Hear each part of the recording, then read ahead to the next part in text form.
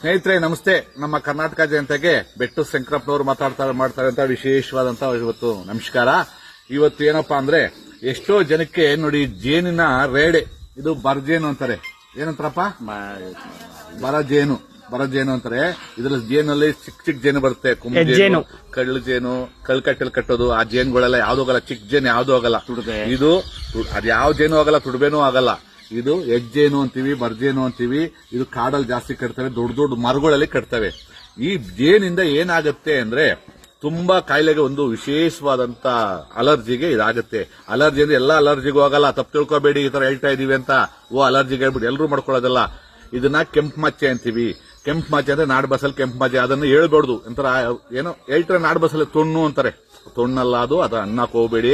ಒಬ್ಬ ಮನುಷ್ಯನ ಅವಮಾನ ಮಾಡಬಾರ್ದು ಯಾವತ್ತೂ ಕೂಡ. ನಿಮ್ ತೊಣ್ಣೈತೆ ಅನ್ಬಾರ್ದು. ಅದು ಕೆಂಪು ಮಚ್ಚೆ ಅಂತೀವಿ. ಚಕ್ಕಳದಲ್ಲಿ ಬರುವಂತ ಒಂದು ಅಲರ್ಜಿ, ಅದೊಂದು ಹುಳ.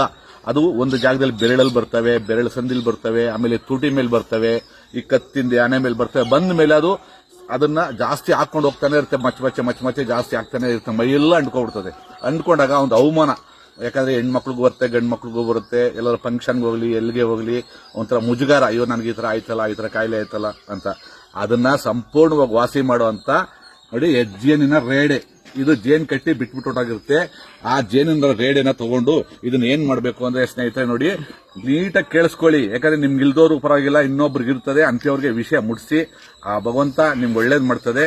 ಇದನ್ನ ಏನ್ ಮಾಡ್ಬೇಕು ಅಂದ್ರೆ ನೋಡಿ, ಈ ಜೇನಿನ ರೇಡೆನ ಒಣಗಿಸ್ಬಿಡ್ಬೇಕು. ಒಣಗಿಸಿ ಇದನ್ನ ಏನ್ ಮಾಡ್ಬೇಕು ಅಂದ್ರೆ ಚಿಕ್ಕ ಚಿಕ್ಕದಾಗಿ ಪೀಸ್ ಮಾಡ್ಕೋಬೇಕು. ನೋಡಿ, ಈ ತರ ಪೀಸ್ ಮಾಡ್ಕೋಬೇಕು. ಒಣಗಿದ ಮೇಲೆ ಪೀಸ್ ಮಾಡ್ಕೊಂಡ್ಮೇಲೆ ಏನಾಗುತ್ತೆ ಅಂದ್ರೆ ಈ ತರ ಪೀಸ್ ನೋಡಪ್ಪ, ಈ ತರ ಪೀಸ್ ಮಾಡ್ಕೊಂಡು ಒಂದಿಷ್ಟಿಷ್ಟನ್ನ ಬಾಂಡ್ಲಿನಲ್ಲಿ ನಾವು ಈ ಕಾಳು, ಅವರೆಕಾಳು, ತರಗೊಂಡಿ ಕಾಳೆಲ್ಲ ಉರಿತೀವಿ ಗೊತ್ತಾ, ಹುಳ್ಳಿ ಕಾಳು, ಆ ತರ ಉರಿಯೋ ಬಾಂಡ್ಲಿನಲ್ಲಿ ಹಾಕೊಂಡು ಚೆನ್ನಾಗಿ ಉರಿಬೇಕು. ಉರಿದು ಇದು ಮಸಿ ತರ ಆಗೋಗುತ್ತೆ. ಮಸಿ ತರ ಆದಾಗ ಇದನ್ನ ತಗೊಂಡು ಏನ್ ಮಾಡ್ಬೇಕು ಅಂದ್ರೆ ಪುಡಿ ಮಾಡ್ಕೋಬೇಕು. ಪುಡಿ ಮಾಡ್ಕೊಂಡು ಅದನ್ನ ಏನ್ ಮಾಡ್ಬೇಕು ಅಂದ್ರೆ ಸ್ನೇಹಿತರೆ, ಆ ಪುಡಿನ ಒಂದು 50 ಗ್ರಾಮ್ 100 ಗ್ರಾಮ್ ಪುಡಿ ಮಾಡ್ಕೊಂಡು ಖಂಡಿತ ನೋಡಿ, ಪುಡಿಗೆ ಏನ್ ಮಾಡ್ಬೇಕು ಅಂದ್ರೆ ಹಸಿನ ತುಪ್ಪ, ಒರಿಜಿನಲ್ ತುಪ್ಪ, ಹಸಿನ ತುಪ್ಪ ಇರಬೇಕು. ಈ ಹಸಿನ ತುಪ್ಪನ ಮಿಕ್ಸ್ ಮಾಡ್ಕೋಬೇಕು. ಎಷ್ಟು? ಒಂದು 100 ಗ್ರಾಮ್.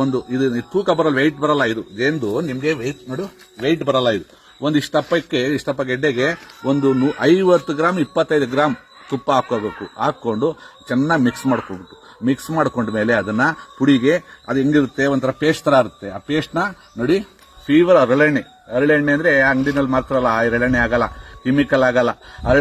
ಹರಳೆಣ್ಣೆನೆ ಫೀವರ್ ಆಗಿ ನಮ್ಮ ಮನೆಯಲ್ಲಿ ಯಾರು ತಯಾರಿಸಿರ್ತಾರೆ ಅಜ್ಜಿದ್ರು, ಅಂತವ್ರ ಹತ್ರ ಈಸ್ಕೋಬೇಕು. ಹರಳೆಣ್ಣೆ ಒಂದ್ ಸ್ವಲ್ಪ 2 ಟೇಬಲ್ ಸ್ಪೂನ್ ಅಷ್ಟು ಹಾಕೊಂಡು ಅದನ್ನ ಏನ್ ಮಾಡ್ಬೇಕು ಅಂದ್ರೆ ಚೆನ್ನಾಗೆಲ್ಲ ಕಲಸ್ಬಿಟ್ಟು ಒಂಥರ ಪೇಸ್ಟ್ ತರ ಆಗುತ್ತೆ. ಆ ಪೇಸ್ಟ್ ತರ ತಗೊಂಡು ಎಲ್ಲೆಲ್ಲಿ ಮಚ್ಚೆ ಇದೆಯೋ ಖಂಡಿತವಾಗಿ ಹಚ್ಚಿ. ನೀವು ಕರೆಕ್ಟಾಗಿ ಒಂದು 15 ದಿನ ಹಚ್ಚೋ ಅಷ್ಟರಲ್ಲಿ ಸಂಪೂರ್ಣವಾಗಿ ಇದು ಒಣಗೋಗಿ ನಿಮ್ಗೆ ಹೊಸ ಚಕ್ಲ ಬರುತ್ತೆ. ಸ್ನೇಹಿತರೆ, ಇದಕ್ಕಂತೂ ಸತ್ಯ. ಇದನ್ನ 4 ಜನಕ್ಕೆ ನೋಡಿ, 4 ಜನಕ್ಕೆ ಶೇರ್ ಮಾಡಿ.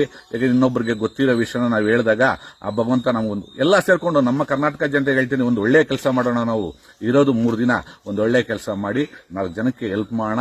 ಇದನ್ನ ಖಂಡಿತ ಪಾಪ ಎಷ್ಟೋ ಜನ ಬೆಳಗ್ತಾರೆ, ಹೆಣ್ಮಕ್ಳು ಗಂಡ್ಮಕ್ಳು ಅಂತ ಅವ್ರಿಗೆ ಹೇಳ್ತಾ ಇದೀನಿ. ಖಂಡಿತ ಇದರಿಂದ ಉಪಕಾರ ಆಗುತ್ತೆ ಸ್ನೇಹಿತರೆ. ಇದನ್ನ ನೋಡಿ ಈ ತರ ಮಾಡ್ಕೊಳ್ಳಿ. ಯಾಕಂದ್ರೆ ಇದನ್ನ ಆ ಜನಕ್ಕೆ ಕೊಟ್ಟಾಗ ಆ ಜನಕ್ಕೆ ಗೊತ್ತಿರಲ್ಲ, ಈ ವಿಷಯ ಮುಟ್ಟಿಸಿದಾಗ ಅದರಿಂದ ಮಾಡಿ ಉಪಯೋಗ ಮಾಡ್ಕೊತಾರೆ. ನಿಮ್ಗೆ ಎಷ್ಟೇ ಹಾಸ್ಪಿಟಲ್ ಹೋದ್ರೂ ಅದು ವಾಸಿ ಆಗಲ್ಲ, ಕಾಯಿಲೆ ಹೋಗಲ್ಲ, ಒಂಥರ ಮುಜುಗಾರ. ಅದನ್ನ ನೀವು ಸ್ನೇಹಿತರೆ ಖಂಡಿತ ಮಾಡ್ಕೊಳ್ಳಿ. ಇದರಿಂದ ತುಂಬಾ ಉಪಯೋಗ ಇದೆ. ಜೈ ಕರ್ನಾಟಕ, ಜೈ ಮಾತೆ ಬೆಟ್ಟ ಶಂಕರಪ್ಪ. ನಮಸ್ಕಾರ.